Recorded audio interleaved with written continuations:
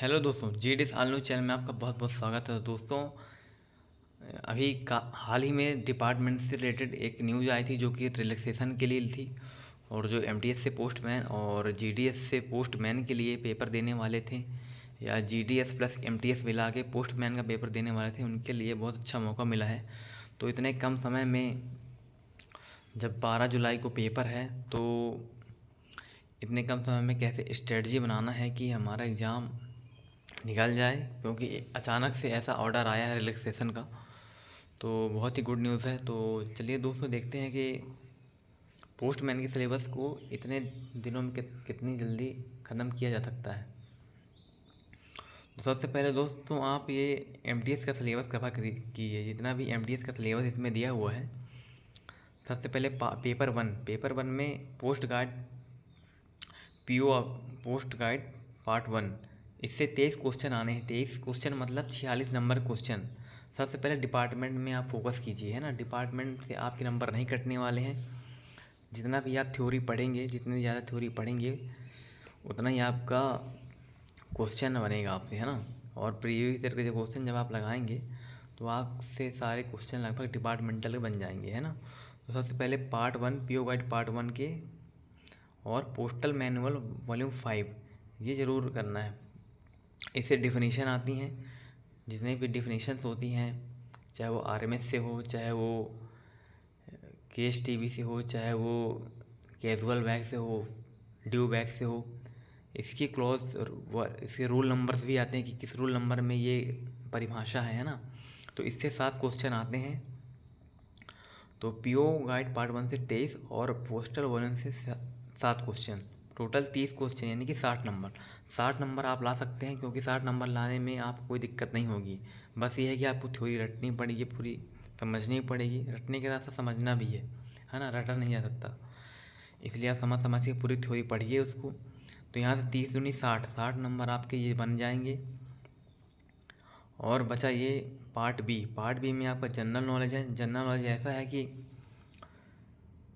आप previous year के जितने भी हैं वो पढ़ लीजिए, और SSC CHSL या CGL के जो भी GK जी रिसेंट में आए हैं, जो 2-3 साल 4 साल के, वो पढ़ लीजिए। और करंट ईयर का, करंट अफेयर्स जो है करंट मंथ का, और बैक 2-3 मंथ का, ये पढ़ लीजिएगा GK GS में। तो फिर भी GK GS ऐसा है कि 1-2 क्वेश्चन मिस हो जाते हैं, बट उसमें से कोई बात नहीं। बेसिक अर्थमेटिक्स में आप, ये तो इजी क्वेश्चन आते हैं, चाहे वो MTS से पोस्टमैन का हो, चाहे वो GDS टू पोस्टमैन का हो, है ना। सब सेम ही आता है। MTS का ये हो गया पूरे MTS का सिलेबस, है ना। मतलब कुल मिला के MTS का सिलेबस यानी कि 100 नंबर का आपको कवर करना है। 100 में कम से कम 96-98 नंबर आपको लाने हैं, ना। इतने कम दिनों में आप जल्दी जल्दी थ्योरी पढ़िए और प्रीवियस क्वेश्चन, है ना। आप समय निकालिए और पढ़िए। और फिर आता है आधे घंटे का part two knowledge of postal operations, है ना। इससे आपको आएंगे टोटल 25 क्वेश्चन, जो कि 2 नंबर के भी हैं, यहाँ भी है ना। तो 50 नंबर के हैं।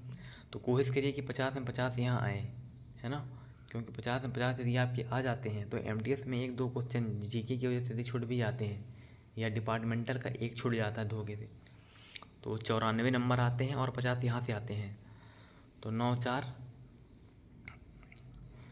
50, 9-5 14, 144 या 140 के आसपास यदि आपके नंबर रहते हैं, तो आपका सिलेक्शन पोस्टमैन में हो जाएगा। इसलिए मेरा यही मानना है कि आप डिपार्टमेंटल पूरी अच्छे से तैयारी कीजिए।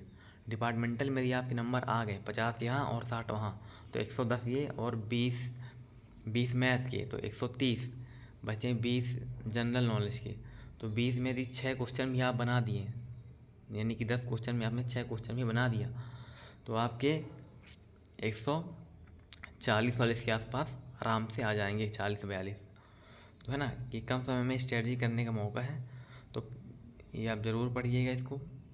ये PO गाइड पार्ट 1 से ये पूरा delivery of males, refusal of article का वितरण और उसको वापस करने का नियम, मनी ऑर्डर बांटने का नियम, रिडायरेक्शन, ये सब आप अच्छे से पढ़ लीजिए। एक एक डिफिनीशन, इसमें क्लॉज पूछे जाएंगे। क्लॉज से पक्का 1-2 क्वेश्चन आएगा, है ना। क्योंकि मेरे को भी रिलैक्सेशन मिला हुआ था। मैंने कैसे रिलैक्सेशन में किया था, इसी तरह किया था, क्योंकि मैं ऑलरेडी एमटीएस था तो मेरे से एमटीएस का सिलेबस बनता था। तो मैंने एमटीएस को 1-2 बार रिवाइज़ कर लिया था पूरा। बचा पोस्टमैन, जो कि मेरे लिए नया था, तो मैंने ऐसे ही किया था।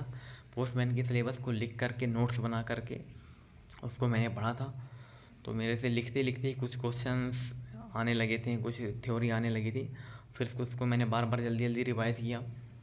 मतलब 4 से 5 घंटे की पढ़ाई मैं करता था रिलैक्सेशन जब मिला था, क्योंकि कम से कम 1 महीने का समय था मेरे पास, ज़्यादा समय था ही नहीं। तो ये knowledge of postman, head postman है ना, प्रधान डाक पोस्टमैन की क्या करता है, knowledge of postal business, supply of, carry out, sales of stamp, postman books addressed to the note on postal article, damage article का वितरण कैसे करना है, receipt for article issued for delivery, जो डिलीवरी में साइन करवानी है, ये सब चीज़ें हैं ना। फिर वो पोस्टल मैनुअल वॉल्यूम 7 यहाँ ऐड हो गया है ना पोस्टमैन के सिलेबस में। क्यों? क्योंकि पोस्टमैन कई तरह के कार्य करता है, डाक बांटता तो है ही, पर उसके साथ कई कई कार्य होते हैं उसके पास पोर्टफोलियो होता है। ये ज़्यादातर मेल गार्ड के लिए भी यहाँ पे लिखा हुआ है, पोस्टमैन मेल गार्ड, क्योंकि आप दोनों की तैयारी कर रहे हैं। तो स्टाम्प एंड सेल्स होनी चाहिए, portfolio and its contents, stationery, preparation of mail, daily report, कोई मेल्स आ रहा है, मेल एब्स्ट्रैक्ट है, मेल आ रहा है, उसकी लिस्ट बनानी है, ड्यू मेल होती हैं, है ना। तो ये यहाँ पे लगभग मेल गार्ड का सिलेबस है थोड़ा पोस्टल वॉल्यूम 7 में ना। तो ये आपको पढ़ना है। ये आपके हो गया पूरा डिपार्टमेंटल का और जीके जीएस मैथ। अब इसके बाद बात करते हैं पेपर सेकंड की। ये ट्रांसलेशन है, ये आप जिन्होंने दिया होगा पहले एमटीएस का, तो उनको पता होगा कि हिंदी टू इंग्लिश और इंग्लिश टू हिंदी 15-15 नंबर के आते हैं, एक एक नंबर क्वेश्चन रहता है, उसको टिक करना रहता है। और लेटर राइटिंग और इसी राइटिंग, ये ईजी होता है, ये आप कर लेंगे, है ना, इसमें कोई दिक्कत नहीं। फिर ये आपका पूरे हो गए तीनों पेपर, है ना, एक दिन में ये ख़त्म। लेकिन फिर इसके बाद आपकी मेरिट बनेगी, यदि आपके पास 140 नंबर हैं, 142 नंबर, 138 नंबर, 136 नंबर हैं, 132 नंबर हैं, कैटेगरी वाइज है ना, मतलब की कैटेगरी की बात कर रहा हूँ, SC ST और OBC OR, तो ये एक ही में आते हैं। तो ये हो गया।